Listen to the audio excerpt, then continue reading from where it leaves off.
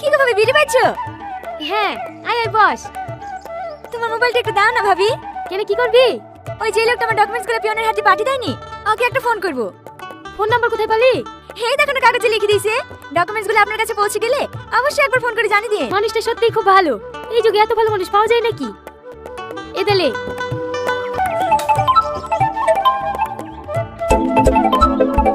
Hello, হ্যাঁ কে? আপনি যে ডকুমেন্টস পড়ে পেয়েছিলেন না, আমি সেই রীতি বলছি। ও, চিনতে পেরেছি। ডকুমেন্টসগুলো সব ঠিকঠাক পেয়েছেন তো? হ্যাঁ, সব পেয়েছি। আপনি যদি না থাকতেন তাহলে তো এই বছর আমি পরীক্ষায় দিতে পারতাম না। আপনি আমার যে উপকার করলেন, এই ঋণ আমি জীবনেও শোধ করতে পারবো না। আপনাকে অনেক অনেক ধন্যবাদ। আরে ছিছি, এত ধন্যবাদ দেওয়ার কি আছে? আমার জায়গায় অন্য কেউ থাকলে ঠিক এই কাজটাই করতো। সত্যি আপনি অনেক বড় মনের মানুষ। যতটা ভেবেছিলাম তার থেকে অনেক বেশি। আরে ওসব কথা ছাড়েন তো। আপনার পরীক্ষা কেমন হলো তাই বলেন। ভালো। আমাকে আপনি করে বলবেন না প্লিজ, আমি আপনার থেকে অনেক ছোট। আচ্ছা ঠিক আছে, এবার থেকে তুমি করেই বলবো। ভালো আছেন বেটি? হ্যাঁ বন্ধু, ভালো আছি। তুই বাইরে থেকে কবে আসলি? এই দেখেন বেটি, এক সপ্তাহ হইলে আসা।